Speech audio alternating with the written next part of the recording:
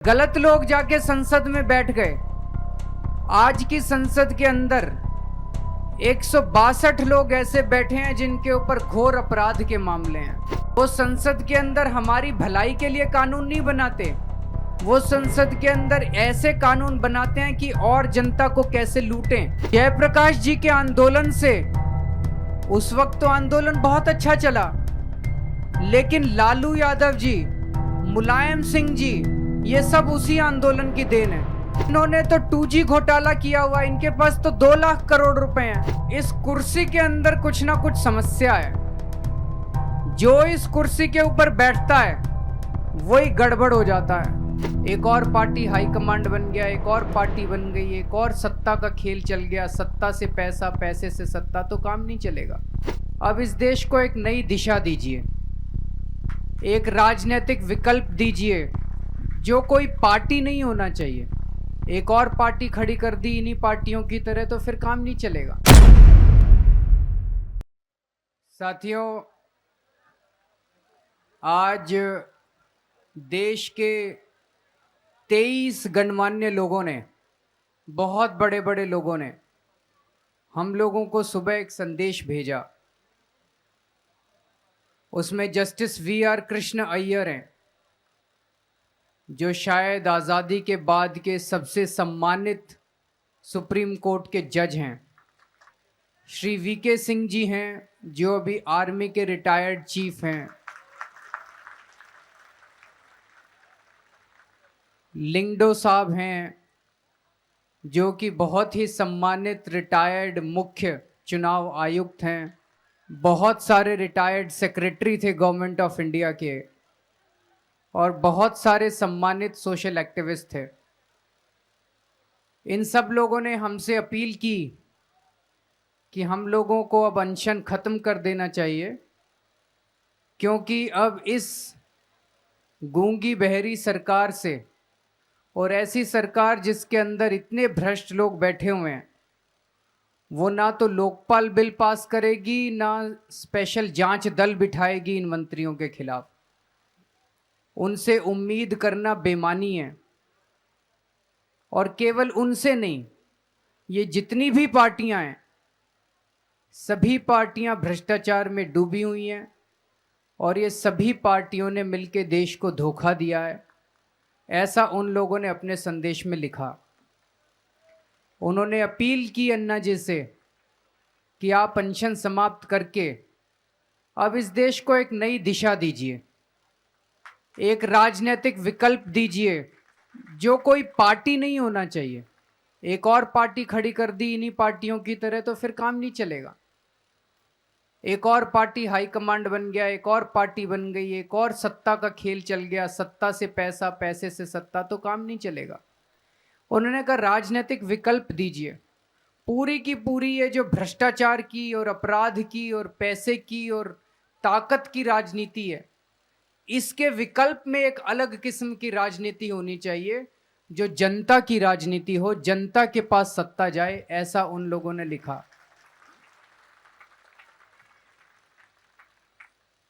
ये जनता का आंदोलन है। जनता ने इस आंदोलन में निर्णय लिए, जनता ने इस आंदोलन को दिशा दी। तो सुबह इस मंच से ये कहा गया कि जनता बताए कि क्या करें, क्योंकि इतने सम्मानित लोगों का संदेश आया, उस संदेश को हम नकार नहीं सकते। तो हमने जनता से पूछा जनता क्या चाहती है। तो यहां जितने लोग जंतर मंतर पे बैठे हुए थे, सब लोगों ने भारी संख्या में हाथ उठा के कहा कि आप राजनीतिक विकल्प दीजिए। उसके बाद कई टीवी चैनल्स के ऊपर अभी सर्वे चल रहे हैं। अभी जब मैं आया था तो पता चला जी न्यूज के ऊपर 33,000 लोगों ने अपना, 50,000 हो गए, अब 50,000 लोगों ने अपना मत जाहिर किया है। और उस 50,000 लोगों में से 94%, 94% लोगों ने कहा है कि अब इस आंदोलन को एक विकल्प देना चाहिए। IBN 7 पे भी सर्वे चल रहा है, दूसरे चैनलों पे भी सर्वे चल रहा है, और लगभग 90% से ज्यादा इस देश के लोग कह रहे हैं कि इस आंदोलन को विकल्प देना चाहिए। तो जैसा अन्ना जी ने कहा कि विकल्प दे, अगर जनता का ये आदेश है और इस देश के सबसे सम्मानित लोगों का ये आदेश है, तो ये आदेश जनता का सर आंखों पर, अन्ना जी ने कहा कि विकल्प देने के लिए आंदोलन तैयार है। लेकिन कह देना बड़ा आसान है, करना बड़ा मुश्किल है। ये कह देना सबकी मंशा भी बहुत अच्छी है, लेकिन विकल्प दिया कैसे जाएगा? बहुत सारे प्रश्न हैं। तो जो प्रश्न अन्ना जी ने रखे हैं उन सारे प्रश्नों से मैं सहमत हूं। एक बारी उन्हीं प्रश्नों को मैं दोहराना चाहूंगा और मैं चाहूंगा कि अगले 2-3 दिन में उनके भी जवाब जनता के बीच से निकल के आए कि उन प्रश्नों के जनता क्या सोचती है, क्या जवाब है उन प्रश्नों के। सबसे पहला प्रश्न है कि जो कैंडिडेट्स होंगे वो चरित्रवान होने चाहिए। ऐसे लोग होने चाहिए जिनके मन में देश के लिए प्रेम हो, जिन्होंने समाज सेवा की हो। ऐसे कैंडिडेट्स का चयन कैसे किया जाएगा? क्योंकि अगर गलत लोग जाके संसद में बैठ गए, आज की संसद के अंदर 162 लोग ऐसे बैठे हैं जिनके ऊपर घोर अपराध के मामले हैं। आज की संसद के अंदर ऐसे ऐसे लोग बैठे हैं जिन्होंने भ्रष्टाचार किया हुआ है। वो संसद के अंदर हमारी भलाई के लिए कानून नहीं बनाते, वो संसद के अंदर ऐसे कानून बनाते हैं कि और जनता को कैसे लूटें। तो अगर हमारे भी चयन में गड़बड़ हो गई और ऐसे ही लोग संसद में चले गए, तो फिर तो इस आंदोलन का कोई फायदा नहीं। आप लोगों का जो सारा विश्वास था इस देश की जनता का, वो टूट जाएगा। तो पहला प्रश्न इस देश की जनता से हम पूछना चाहते हैं कि जो कैंडिडेट का सिलेक्शन हो वो कैसे होना चाहिए। इसके बारे में हम चाहते हैं कि आप लोग अपने सुझाव भेजिए। दूसरा, ये जैसा अन्ना जी ने कहा, इस कुर्सी के अंदर कुछ ना कुछ समस्या है। जो इस कुर्सी के ऊपर बैठता है वही गड़बड़ हो जाता है।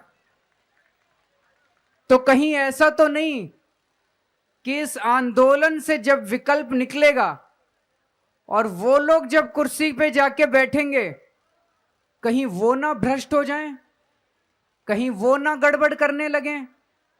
ये एक भारी चिंता है हम लोगों के मन में।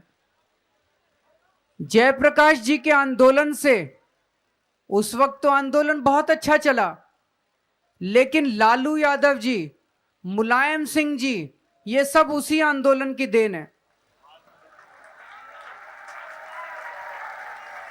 हमारे मन में बहुत डर है कहीं ऐसा ना हो कि इस आंदोलन से जब राजनीतिक विकल्प खड़ा हो तो कहीं उसमें से भ्रष्टाचार को जन्म देने की कुछ प्रवृत्ति निकले और ऐसे गलत लोग निकलें। इसके बारे में आप लोगों का क्या कहना है कि जो लोग सत्ता में जाएं वो भ्रष्टाचार ना करें, इसका क्या समाधान है? इसके बारे में भी आप अपनी राय दे तो अच्छा रहेगा। हम लोग ये पूरा का पूरा आंदोलन व्यवस्था परिवर्तन के लिए चला रहे हैं, सत्ता परिवर्तन के लिए नहीं। हमारा किसी पार्टी से कोई द्वेष नहीं है। हम ये नहीं चाहते कि कांग्रेस चली जाए और हम लोग सत्ता में आ जाएं, ये नहीं चाहते। ये हुआ तो गड़बड़ हो जाएगी। व्यवस्था परिवर्तन चाहते हैं। तो ये कैसे सुनिश्चित किया जाएगा कि कहीं ये सत्ता परिवर्तन होके ना रह जाए और ये व्यवस्था परिवर्तन ही हो? ये कैसे हम लोग सुनिश्चित करें? इसके बारे में भी आप लोग अगर सुझाव दें तो बहुत अच्छा रहेगा, क्योंकि ये आंदोलन राजनीतिक विकल्प देने के लिए है, सत्ता हथियाने के लिए नहीं है, बल्कि सत्ता के केंद्रीकरण को खत्म करके सारी की सारी सत्ता जनता के हाथ में सौंपने के लिए है ये आंदोलन। एक और बात है, देश में कई लोग ऐसे हैं, सारे नहीं हैं, बहुत लोग अच्छे भी हैं, लेकिन कई लोग ऐसे हैं जो पैसा लेके वोट देते हैं, शराब लेके वोट देते हैं। उसको कैसे रोका जाएगा? क्योंकि इन्होंने तो 2G घोटाला किया हुआ, इनके पास तो 2 लाख करोड़ रुपए हैं। कोयला घोटाला किया, 2 लाख करोड़ उसमें आ गए। फिर कॉमनवेल्थ घोटाला किया, 70,000 करोड़ उसमें आ गए। तो इन्होंने तो करीब 100-150 लाख करोड़ रुपए कमा के रखे हुए हैं। ये तो एक एक वोट खरीदने के लिए लोगों को 1-1 लाख रुपया भी दे देंगे। जनता बिना पैसे के ईमानदारी से इस देश के लिए वोट करे, यह कैसे सुनिश्चित किया जाएगा? इसके लिए भी सोचने की जरूरत है। इस पे भी आप लोगों के, हम लोगों को सुझाव चाहिए। तो साथियों, ये कुछ एक प्रश्न है जो बहुत अहम प्रश्न है। इस आंदोलन की सबसे बड़ी खूबसूरती ये रही है कि आंदोलन बिल्कुल पारदर्शी है। जितने प्रश्न हमारे मन में होते हैं सारे जनता के सामने रख देते हैं। जो निर्णय लिए जाते हैं सारे जनता के सामने रख देते हैं। तो हमारे मन में ये जायज प्रश्न है। हम चाहते हैं कि अगले 2 दिन के अंदर अगर जनता इन प्रश्नों के जवाब दे तो उससे इस आंदोलन को आगे बढ़ाने में सुविधा मिलेगी। शुक्रिया।